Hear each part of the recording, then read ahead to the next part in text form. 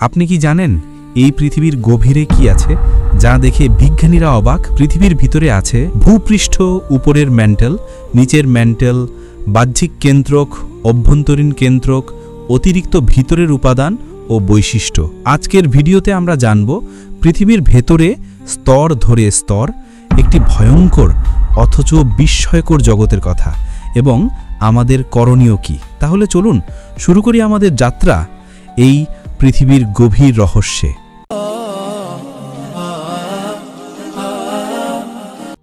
আমরা সবাই এই বিশাল পৃথিবীর উপরে বাস করি, হাঁটি, চলি, ঘর বানাই, সমুদ্র আর পাহাড় ঘুরে বেড়াই। কিন্তু কি কখনো ভেবে দেখেছেন এই পৃথিবীর ভেতরে আসলে কি আছে?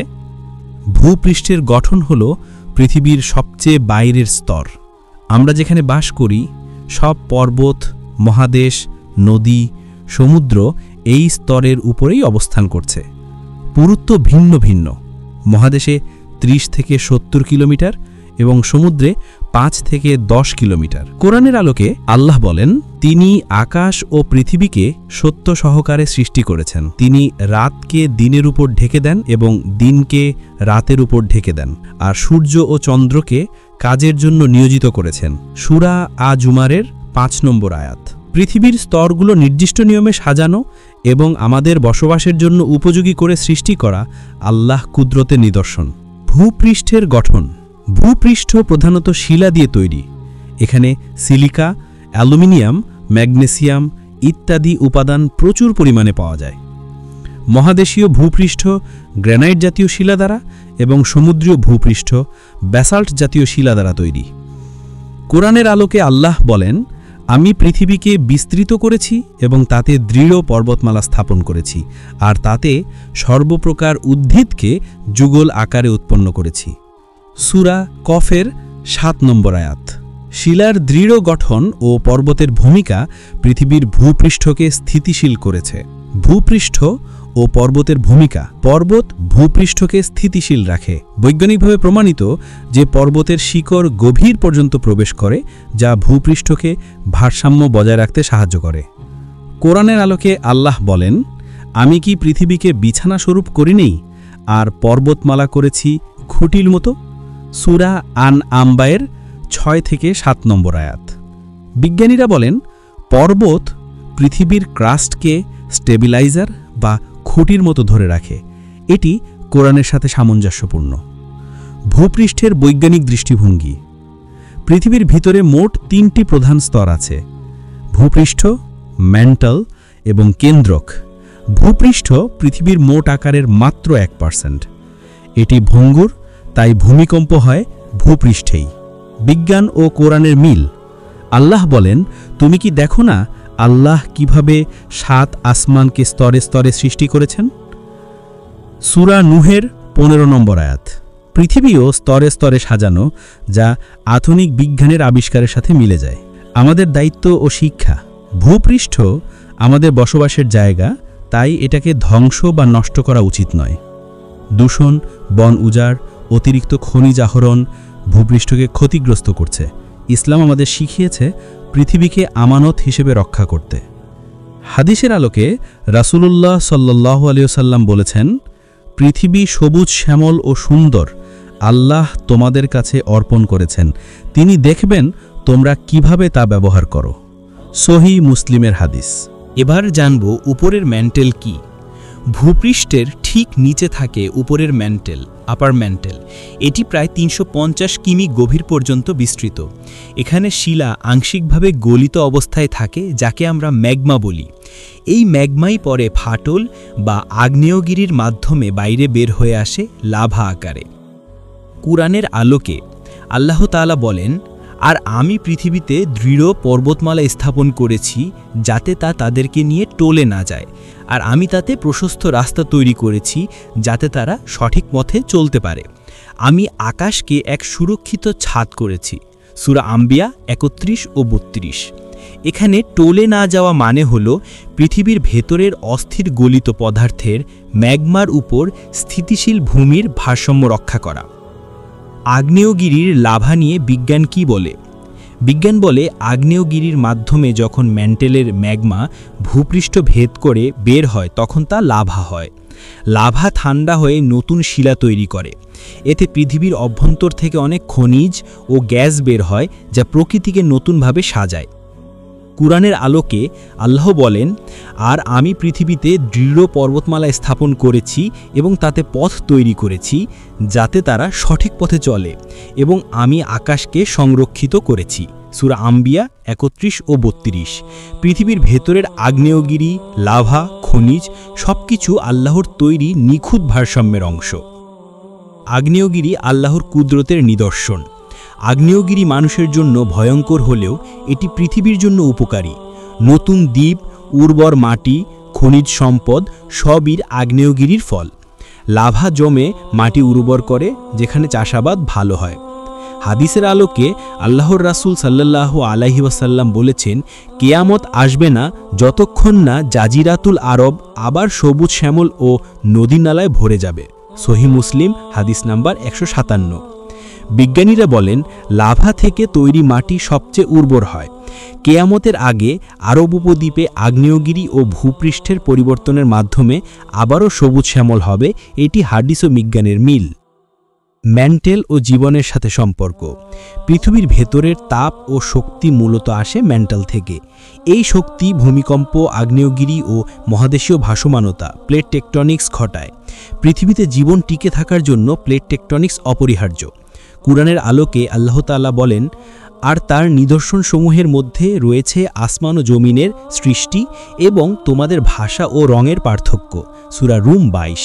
ভাষা, জাতি, ভূখণ্ডের বৈচিত্র্য সম্ভব হয়েছে পৃথিবীর স্তরগুলোর নিখুঁত ভারসাম্যের কারণে। এখানে আমাদের শিক্ষা ও বার্তা হল, পৃথিবীর ভেতরের প্রতিটি স্তরই আল্লাহর মহাশক্তির নিদর্শন। উপরের ম্যান্টেল যদি অল্প পরিবর্তন হতো তাহলে ভূপৃষ্ঠে জীবন থাকত না। আমাদের উচিত পৃথিবীর পরিবেশ নষ্ট না করা এবং আল্লাহর এই নিয়ামতের কদর করা। হাদিসের আলোকে রাসূল সাল্লাল্লাহু আলাইহি ওয়াসাল্লাম বলেছেন, পৃথিবী তোমাদের জন্য পরিষ্কার করা হয়েছে এবং তা ইবাদতের স্থান। সহিহ বুখারী হাদিস নাম্বার ৩৩৫। অর্থাৎ এই পৃথিবী, এর স্তরসমূহ ও ভেতরের শক্তি সবই মানুষের কল্যাণের জন্য। নিচের ম্যান্টল বা লোয়ার ম্যান্টল। ১. নিচের ম্যান্টলের অবস্থান ও বিস্তার। নিচের ম্যান্টল পৃথিবীর অভ্যন্তরে একটি বিশাল স্তর, যা ৬৬০ কিলোমিটার গভীর থেকে শুরু হয়ে প্রায় ২৯০০ কিলোমিটার গভীর পর্যন্ত বিস্তৃত। এটি পৃথিবীর অভ্যন্তরের সবচেয়ে বড় স্তর। প্রায় পৃথিবীর আয়তনের ৫৫% অংশই এই স্তর নিয়ে গঠিত। এখানেই পৃথিবীর ভেতরে শক্তি সঞ্চিত থাকে এবং উপরের স্তরগুলোর ওপর এর সরাসরি প্রভাব রয়েছে। কোরআনের আলোকে আল্লাহ বলেন, তিনি আকাশমণ্ডলী ও পৃথিবী সৃষ্টি করেছেন যথার্থভাবে। তিনি রাতকে দিনের উপর ঢেকে দেন এবং দিনকে রাতের উপর ঢেকে দেন, আর সূর্য ও চন্দ্রকে করেছেন নিয়ম মেনে চলমান। পৃথিবীর ভেতরে স্তরবিন্যাসের এই নিখুঁত নিয়ম আল্লাহর কুদরতের অংশ। ২. তাপমাত্রা ও চাপের ভয়াবহতা। নিচের ম্যান্টলের ভেতরে তাপমাত্রা প্রায় ২৭০০ ডিগ্রি সেলসিয়াস থেকে ৩০০০ ডিগ্রি সেলসিয়াস পর্যন্ত হয়ে থাকে। কিন্তু আশ্চর্যের বিষয় হল, এত উচ্চ তাপমাত্রা থাকা সত্ত্বেও এখানে শিলা তরল নয়, বরং কঠিন অবস্থায় থাকে। কারণ হল প্রচণ্ড চাপ। এখানে চাপ এত বেশি, প্রায় ২৪ গিগাপাস্কেল পর্যন্ত, যে শিলা গলতে পারে না, বরং শিলা এখানে সলিড বাট প্লাস্টিক, অর্থাৎ কঠিন হলেও আস্তে আস্তে প্রবাহিত হয়। কোরআনের আলোকে আল্লাহ বলেন, তিনি পৃথিবীতে দীর্ঘ পর্বতমালা স্থাপন করেছেন যাতে তা তোমাদেরকে নিয়ে কেঁপে না ওঠে। এখানে দৃঢ়তা বা শক্ত ভিত্তির মধ্যে পৃথিবীর ভেতরের সেই চাপের নিদর্শনও লুকিয়ে আছে। ৩. শিলার প্রকৃতি ও গঠন। নিচের ম্যান্টলে পাওয়া যায় বিশেষ ধরনের খনিজ, যেমন ম্যাগনেসিয়াম সিলিকেট, আয়রন সিলিকেট, আর কিছু বিশেষ ক্রিস্টাল কাঠামো যা উচ্চ তাপ ও চাপের কারণে পৃথিবীর অন্য কোথাও পাওয়া যায় না। এই কঠিন শিলাগুলো ধীরে ধীরে নড়াচড়া করে। এই নড়াচড়াকেই বিজ্ঞানীরা বলেন কনভেকশন কারেন্টস বা অভ্যন্তরীণ প্রবাহ। এই প্রবাহ উপরের স্তরে শক্তি ও তাপ সরবরাহ করে এবং এর কারণে ভূমিকম্প, আগ্নেয়গিরি ও মহাদেশের সরে যাওয়া বা প্লেট টেকটনিক্স ঘটে। কোরআনের আলোকে আল্লাহ বলেন, তোমরা কি দেখো না আমি পৃথিবীকে সংকুচিত করছি, এর প্রান্ত থেকে কমিয়ে আনছি? মহাদেশের এইরূপ চলমানতা তোমরা নিশ্চয়ই সংকোচন হিসাবে বুঝতে পারছ, যা গোলকীয় পৃথিবীর জন্য একটি বার্তা। নিচের ম্যান্টলের অভ্যন্তরীণ প্রবাহ এই পরিবর্তনের মূল কারণ। কোরআনের বাণীর সাথে এই বৈজ্ঞানিক সত্য অদ্ভুতভাবে মিলে যায়। 4. নিচের ম্যান্টলের গুরুত্ব পৃথিবীর জীবনে। নিচের ম্যান্টল যদি না থাকত, তাহলে পৃথিবীর ভেতরে তাপ উপরের দিকে পৌঁছাতে পারত না, প্লেট টেকটনিক্স হতো না, ফলে নতুন পর্বত, সমুদ্র দ্বীপ তৈরি হতো না, লাভা বা খনিজ উপরের দিকে আসতো না, ফলে পৃথিবীর মাটি উর্বর হতো না, শেষ পর্যন্ত জীবনও টিকে থাকত না। অর্থাৎ মানুষের জীবন ধারণের জন্য নিচের ম্যান্টল অপরিহার্য। কুরআনের আলোকে আল্লাহ বলেন, আমি পৃথিবীতে দৃঢ় পর্বতমালা স্থাপন করেছি এবং তাতে তোমাদের জীবনযাপনের জন্য নানান কিছু রেখেছি। আল্লাহ পৃথিবীর অভ্যন্তরকে এমনভাবে সাজিয়েছেন যাতে জীবন টিকে থাকে। এটি মানুষের শিক্ষা। 5. শিক্ষা ও বার্তা আমাদের জন্য। পৃথিবীর গভীরের স্তরগুলো আমাদের কাছে অদৃশ্য, কিন্তু আল্লাহর জ্ঞানে সবই নির্ভুলভাবে সাজানো। নিচের ম্যান্টলের কঠিন শিলা ও প্রবাহ আল্লাহর সেই পরিকল্পনার নিদর্শন যা মানুষের জীবন ধারণকে সম্ভব করেছে। ইসলাম আমাদের শিখিয়েছে এই সব কিছুর পেছনে আল্লাহর একক মহাশক্তি আছে। বিজ্ঞান কেবল এর রহস্য উন্মোচন করছে। হাদিসের আলোকে রসুল সাল্লাল্লাহু আলাইহি ওয়াসাল্লাম বলেছেন, আল্লাহর সৃষ্ট জিনিসগুলো নিয়ে চিন্তা করো, কিন্তু আল্লাহর সত্তা নিয়ে চিন্তা করো না। পৃথিবীর স্তর, চাপ, তাপ, প্রবাহ এসব নিয়ে গবেষণা করা বৈধ, বরং ইবাদতের অংশ। সারসংক্ষেপ, নিচের ম্যান্টল হল পৃথিবীর সবচেয়ে বড় এবং গুরুত্বপূর্ণ স্তর। এখানে প্রচণ্ড তাপ ও চাপ থাকলেও শিলা কঠিন অবস্থায় থাকে। ধীরগতির প্রবাহ পৃথিবীর ভূমিকম্প, আগ্নেয়গিরি এবং ভূগোলের পরিবর্তনের মূল কারণ। কোরআন ও হাদিসের আলোকে এটি আল্লাহর কুদরতের নিদর্শন, যা আমাদেরকে তার মহাশক্তির দিকে চিন্তা করতে উদ্বুদ্ধ করে। বাহ্যিক কেন্দ্রক অথবা আউটার কোর। কোরআন, হাদিস ও বিজ্ঞানের আলোকে বিস্তারিত আলোচনা। বৈজ্ঞানিক বিশ্লেষণ। পৃথিবীর ভেতরের স্তরগুলো সাধারণত 4 ভাগে বিভক্ত: ভূপৃষ্ঠ, ক্রাস্ট, মান্টল, বাহ্যিক কেন্দ্রক, আউটার কোর এবং অভ্যন্তরীণ কেন্দ্রক, ইনার কোর। এদের মধ্যে সবচেয়ে রহস্যময় ও গুরুত্বপূর্ণ স্তর হল বাহ্যিক কেন্দ্রক। অবস্থান ও গঠন। বাহ্যিক কেন্দ্রক শুরু হয় 2900 কিলোমিটার গভীরতা থেকে এবং শেষ হয় 5100 কিলোমিটার গভীরতায়। এর উপাদান হল প্রধানত লোহা বা আয়রন ও নিকেল, যা তরল অবস্থায় থাকে। তাপমাত্রা প্রায় 4000 থেকে 6000 ডিগ্রি সেলসিয়াস। এত উচ্চ তাপমাত্রার কারণে শিলা গলিত তরলে পরিণত হয়। বৈশিষ্ট্য: সম্পূর্ণ তরল স্তর। মান্টলের নিচে হলেও এটি কঠিন নয়, বরং সম্পূর্ণ তরল ধাতু। চুম্বক ক্ষেত্রের উৎপত্তি। এই তরল ধাতুর ঘূর্ণন থেকে পৃথিবীর চুম্বক ক্ষেত্র বা আর্থস ম্যাগনেটিক ফিল্ড তৈরি হয়। সুরক্ষা ব্যবস্থা। চুম্বক ক্ষেত্র সূর্যের ক্ষতিকর কণা বা সোলার উইন্ড থেকে পৃথিবীকে রক্ষা করে। যদি এই চুম্বক ক্ষেত্র না থাকত, তাহলে সূর্যের বিকিরণে আমাদের বায়ুমণ্ডল ধ্বংস হয়ে যেত, ফলে জীবন টিকিয়ে রাখাও অসম্ভব হতো। উদাহরণ হিসেবে পৃথিবীর উত্তর ও দক্ষিণ মেরুতে চুম্বক ক্ষেত্র দৃশ্যমান হয় অরোরা বরিয়ালিস বা নর্দার্ন লাইটস এবং অরোরা অস্ট্রালিস বা সাউদার্ন লাইটস আকারে।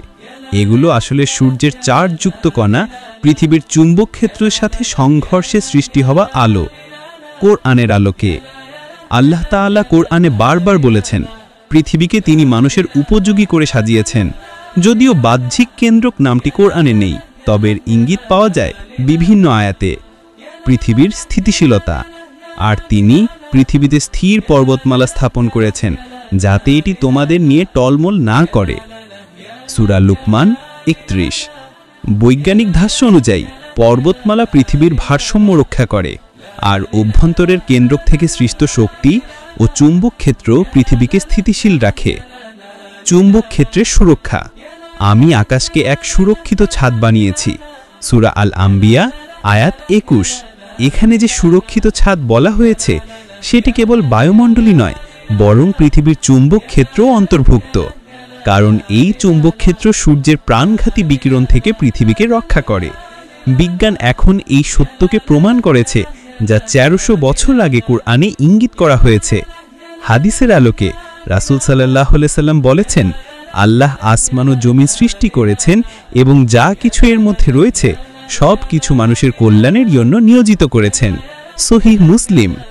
বিজ্ঞান বলে বাহ্যিক কেন্দ্রকের তরল লোহা ও নিকেল পৃথিবীর চুম্বক ক্ষেত্র সৃষ্টি করে, যা পৃথিবীকে সুরক্ষা দেয়। কোরআন বলে আল্লাহ পৃথিবীকে ভারসাম্যপূর্ণ করেছেন, আকাশকে সুরক্ষিত ছাদ বানিয়েছেন। হাদিস বলে পৃথিবীর প্রতিটি সৃষ্টি মানুষের কল্যাণের জন্য নিয়োজিত। অর্থাৎ বাহ্যিক কেন্দ্রক হচ্ছে আল্লাহর এক মহান নিদর্শন, যা মানুষের জীবনধারণের নিরাপত্তা নিশ্চিত করে। সুতরাং পৃথিবীর বাহ্যিক কেন্দ্র কোনো সাধারণ স্তর নয়, এর তরল ধাতব গঠন ও অবিরাম গতিশীলতা ছাড়া পৃথিবী অস্থিতিশীল হয়ে যেত এবং সূর্যের বিকিরণে জীবন ধ্বংস হয়ে যেত। আল্লাহ কোরআনে স্পষ্ট বলেছেন, তিনি পৃথিবীকে মানুষের কল্যাণে সাজিয়েছেন এবং আসমানকে সুরক্ষিত ছাদ করেছেন।